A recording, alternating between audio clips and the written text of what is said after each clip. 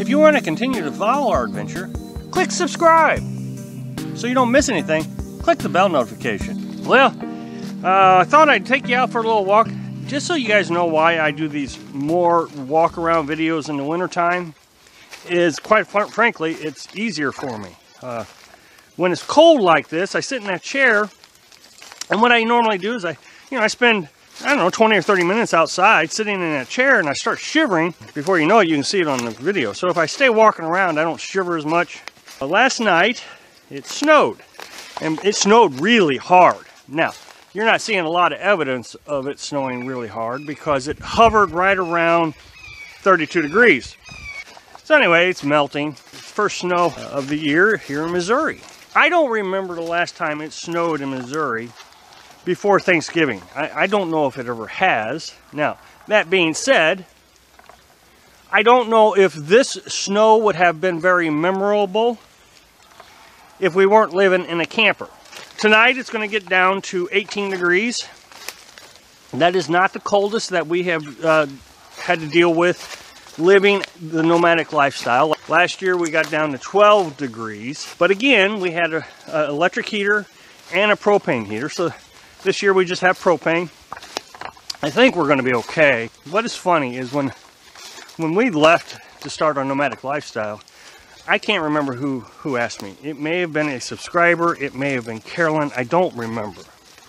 But someone asked me, what are you going to miss the most starting your lifestyle? And I said snow, which is just hysterical. We haven't missed a snow.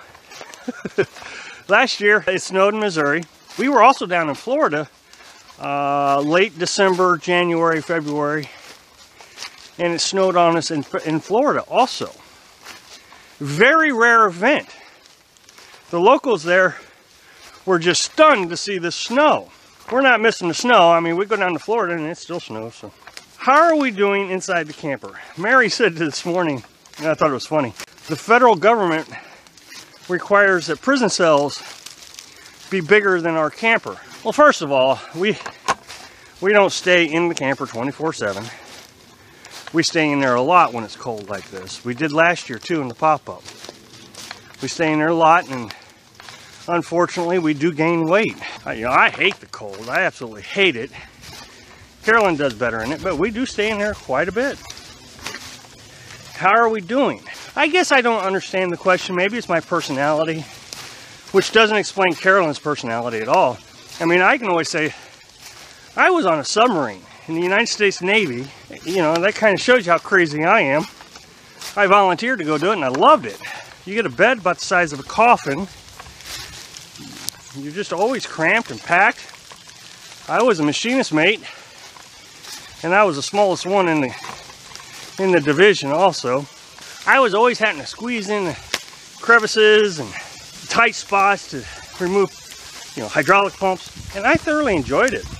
This camper's our little clubhouse, and it is just really enjoyable. We have Netflix, we have internet about 6 hours a day, but we just lay there, watch TV. People are going to criticize me. Well, why'd you even do the lifestyle if you're just going to stay inside your camper all the time? Well, look, I've not encouraged anybody to come out here and live this lifestyle. This is my life, and for whatever reason, I enjoy being in the camper. Carolyn doesn't seem to mind it at all. We've really had to rearrange the camper so the food isn't readily accessible to her when she wants to cook. We have to move things around, and really the only way to move things around is open the door, which means all that cold air comes in. So out of all of it, that's probably the most frustrating part. I haven't experienced I don't recall experiencing any frustrations yet. Normally when it's time to get the food out, I try to help her out so she doesn't have to endure that frustration, because it doesn't bother me. I just get to work at it. And if I can keep her frustration down, then everything's going to work out. And we've gotten into this right now. We're into this episode on Netflix, and we're just having a great time. During the day, we still go for a walk, trying to stay healthy as much as possible. So, I mean, we're just not completely cooped up. But here's the thing, is if you're going to come out here, you really need to recognize if you can handle this kind of lifestyle where you're just cooped up in your camper for days on end with cold weather. I know everybody says, oh, I'm just going to go to Arizona. Well, I need to repeat this. Going to Arizona or Florida or Texas or wherever you want to go to stay warm is not always an option. 2 years in a row now, I thought we were going to go to Florida, and you know, half the winter we were in Missouri, the other half we did go to Florida, but by the time we got there, all the campgrounds were already full, so we were just kind of stuck. And so we stayed in northern Florida. Like I said, it snowed, so it wasn't exactly warm there.